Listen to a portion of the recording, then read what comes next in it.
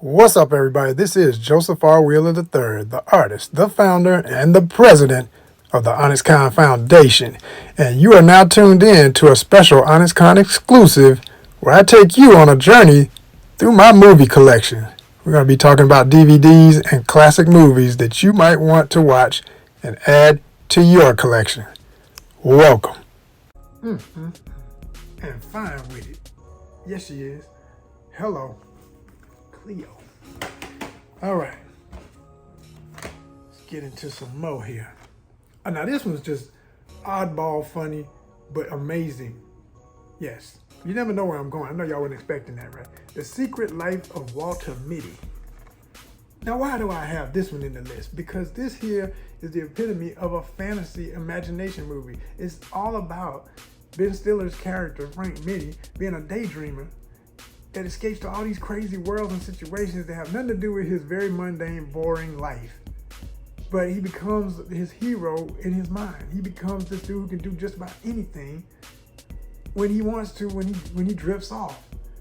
And it also leads to a mix of cross-section of reality meets his fantasy that actually makes his mundane life become exciting because he starts chasing the fantasy, so to speak, in his mind, and it becomes real. For all you daydreamers, for all you believers in a better life and doing what you're really here to do and just living the adventures. Yeah. Now this I've had a review of already. All right. Shout out to Fast 9 out there right now making noise. You know, I haven't seen it, but I will. And Vin Diesel is the dude in Bloodshot. He is Bloodshot. If you didn't see this, again, another one of those movies that critics, some folks try to dog out, and I'm like, what are you talking about? Did you see the same thing I saw? This movie was incredible. It was good enough. It was great enough. In every category, you're saying it's not. What do you want? And so I'm the kind of guy, too, because it's a comic book movie based on a superhero from an independent comic book line, Valiant Comics. Yes, Valiant. They did some really good books back in the day. I didn't really realize how good Bloodshot actually was. I went back and found them at some of my local comic book shops. I found like the first or second, I don't know if I got the very first, but I got like issue 2 through like 6 or something. And I read these, great plot, very, very, very, very basic artwork in it. Like, you know, the epitome of this is comic book type stuff, you know. Pencils, inks, colors, you know, no real heavy style, no diss to the artist, can't think of your name right now, but I'm just saying, I still enjoyed it. You know, it wasn't bad art or anything, but I'm saying the stories, the writing really got me because it told why this was what it was. Like, whoever made the decision to bring in the element of him fighting organized crime, kind of like a Punisher kind of character. That's kind of what Bloodshot is, you know. Made it really interesting to me. And, you know, he's got the military background and all of that, so he's a super soldier, but he ends up infused with nanobites. This was the last movie I saw before theaters closed last year, 2020. So relatability to everything going on, vaccines and protection against things, or super infusion of one's body with artificial elements, blah, blah, blah. Interesting, very timely.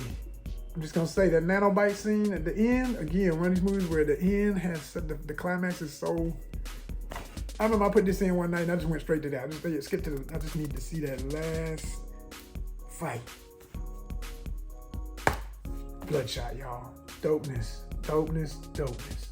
And shout out to, make sure I get my names right. Gotta shout out Eiza Gonzalez. Yes, mamacita. She is so damn hot. Love her. Seen her in The Baby Driver 2. She's been doing her thing for a minute. Shout out to her. And Lamorne from Woke, the star of Woke, he's in it too. Play some comic relief in this joint. Dope movie, y'all. Don't sleep. Bloodshot. Get one. Trust me. Okay, let's take it overseas again. This is a classic. This is The Assailant, or at least that's the English name for it. I believe the original name was Besouro, which is in Portuguese, which means beetle, which is the name of the main character, or the avatar of the main character, because his martial arts style is capoeira, but his totem, if you will, animal is a beetle. He flies like flying beetles. He's got that flight element.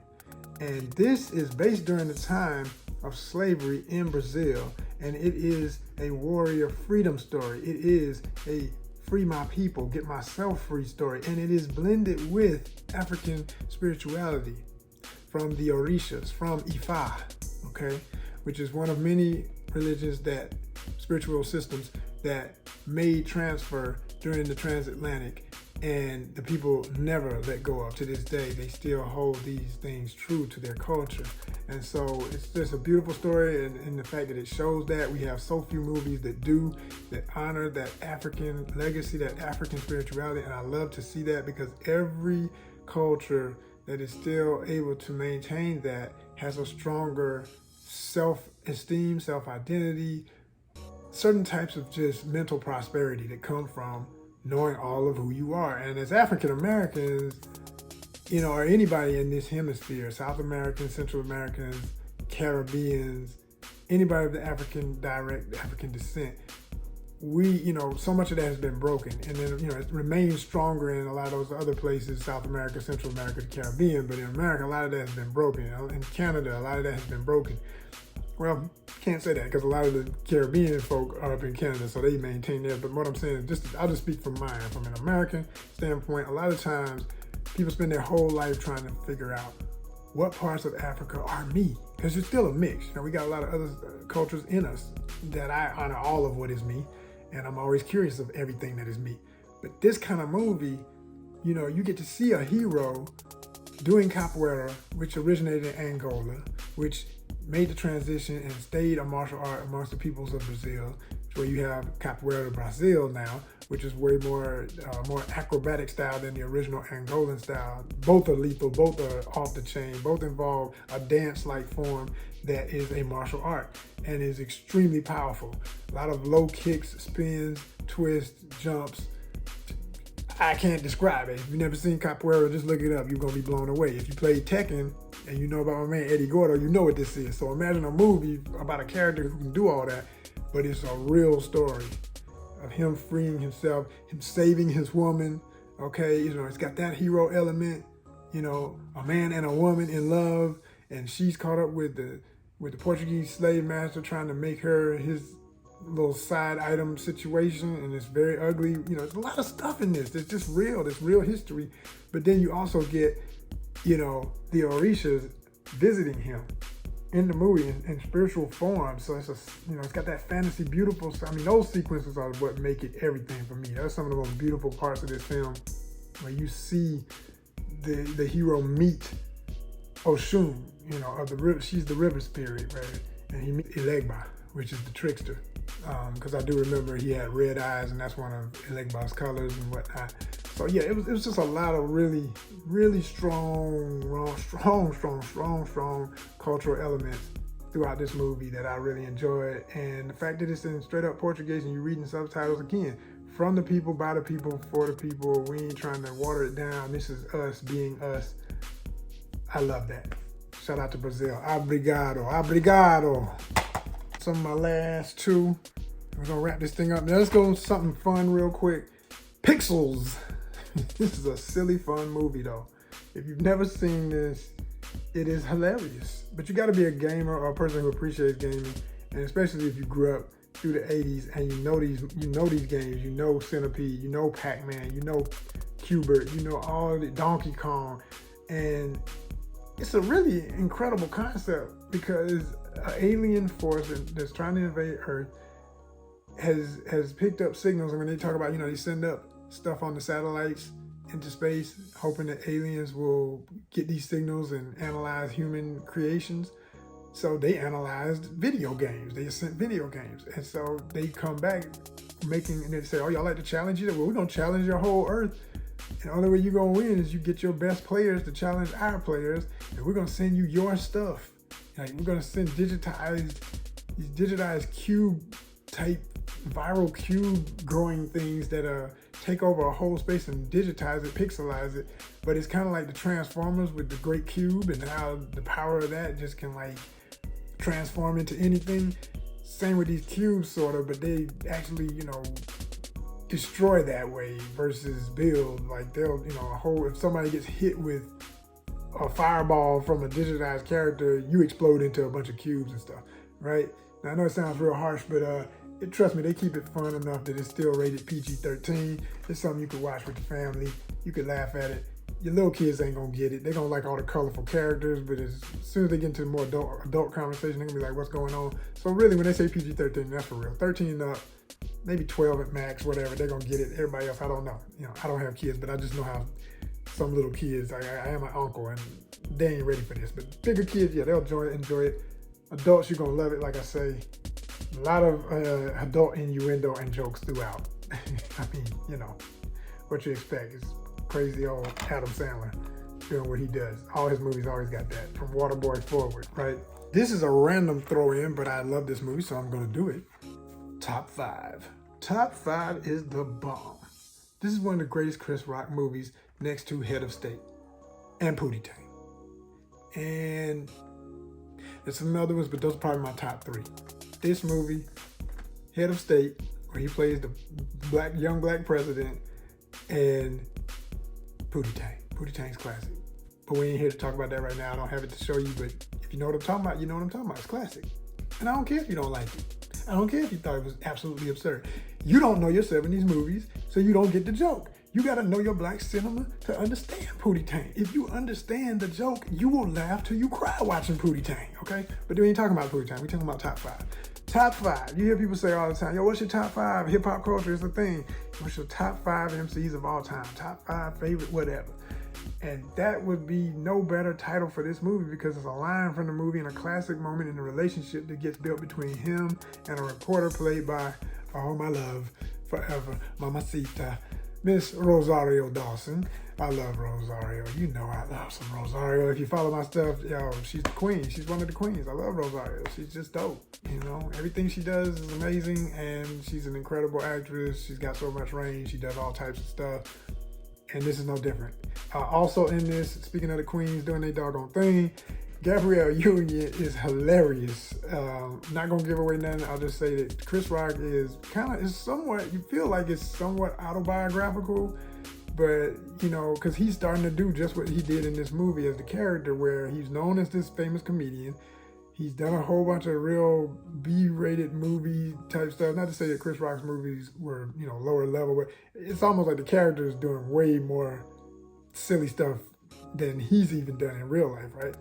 But he basically is on the precipice. Let me get my word. The big word of the day is precipice. Precipice means to be on the brink of failure or destruction. And in this movie, Chris Rock's character is doing just that. A new leap in his career. He wants to be taken serious. He wants to do serious movies. He's doing this, of all things, bring it back to some stereotypes that I wish would end, but I think that's part of the joke in the movie, is he's doing this quote-unquote slave movie, Slavery Time, and it's a serious movie, but no one takes him serious, so it's not looking like the movie's gonna do well. Everybody's just looking like, man, when you gonna do another one of these silly movies where he would dress up as this in a mascot outfit, and he's a cop. He's like a bear or something. What's the name? I forget the name. It doesn't matter right now. The point is, that's what people know him as and want him to stay. And he's like, I'm not staying in that little box. I'm an artist, man. I want to grow. I want to do more. And, the press and everybody is coming to hit him up about what he's doing. And Rosario is sent to do a major report. And he takes the interview, and he did, to give her a real true exclusive. He literally just kind of goes on a tour of his life. Like, let me show you where I'm from. He goes to his old neighborhood, in the projects, goes up to his old apartment unit, his family's up there, and it's nothing but black comedians that he knows. He put on a bunch of people in this movie, and that's a classic scene. Tracy Morgan, what's the dude's name? He's on Saturday Night Live right now. I can't think of everybody, but they're all in here. It's just amazing. That scene was hilarious. Kevin Hart makes an appearance. Like, just everybody's in this doggone movie. All kind of black, white, and otherwise comedians that he knows he got flowing throughout this. Cedric the Entertainer. Oh my gosh, that scene right there. I can't even talk about it. Yeah. Oh, you hear how I'm laughing. It's worth it. See this movie. And on a fantasy journey, it's an adventure movie in its own right. So just for that, I promise you, this movie gonna have you crying, laughing. It's rated R to the max. It is not a kid movie. Don't be one of these folk with your kids in the room watching this. Be grown. Get your kids out of the room and enjoy an adult movie. This is funny as hell. Top 5. Now, I'm going to end on this as I've been speaking on cultural films. People being themselves, representing their culture, world cultures, cultures that are often not seen in American cinema or what we get for releases from other places. And this right here, I really hope the director of this continues to make films, or if he has, I want to know about it because I don't. You know, I need to look it up and see what he's been doing lately. This is incredible. This is incredible, y'all. The Deadlands. The Deadlands is a Maori. The Maori are the original indigenous cultures of what is now known as New Zealand, otherwise known as Aotearoa. Aotearoa is the true name of what is called New Zealand, and the original peoples are the Maori. Now, a lot of people only know about Maori from the haka dance, which has become, you know, because of its very brilliant, very beautiful, very just fiery, pure testosterone, impressive stance of so many rugby teams, like the All Blacks, doing that dance before they go to battle. This is something from tradition. You're doing this dance before you go into battle. It's a real warrior thing. But people have adopted it in professional sports. A lot of all kinds of sports I've seen people doing this, right? But it definitely became a thing in rugby. And you know, rugby is popular in New Zealand and other places around the world. So I say all that to say, some people, that's all they know about Maori. They just know, oh yeah, the folks who did the haka dance. Well, there's a hell of a lot more to people than just the haka dance, which is not to downplay that ever, because I think it's freaking awesome. Yes, and it is something that most Polynesian cultures do nowadays. Okay, and they all have their own warrior dances. It's just the haka is the one that most people recognize and know. And then also people know about the tradition of the moko. Moko is the traditional facial tattooing that warriors would get done over the course of a lifetime. You start young, and by the time you were of a senior warrior age, you had a full face mako in traditional Maori cultures, most of them, from what I've read, understood in my research, heavy research of this group of people, because I was always fascinated by them once I became aware of them. I knew about other Polynesian groups, but I think around somewhere in college, I started really knowing about the Maori, and I really got deeper and deeper into it. Bought a few books about the peoples, read a lot of different things. And the thing that I think always just something about the spirit of the folks really speaks to me. Like, I always feel like, man, if I go there, I'm meeting my own people somehow. Like, it's definitely a connection. That's all I can say. And even physically in features, my phenotype as an actor, I know I can play all different types of looks. Some people think I'm Afro-Latino. Some people know that I'm African-American. Some people see me as Middle Eastern. Some people, it just goes on and on. So, but this is another one of those groups I feel like if I ever had the honor of studying, visiting, playing a character in the place, let me go to Aotearoa and play something, I'd be honored to do that because I feel a link. And anyway, this movie though, when I tell y'all, for action movies, for warrior movies, for movies, this is supposed to be pre-colonization. So this is before Europeans.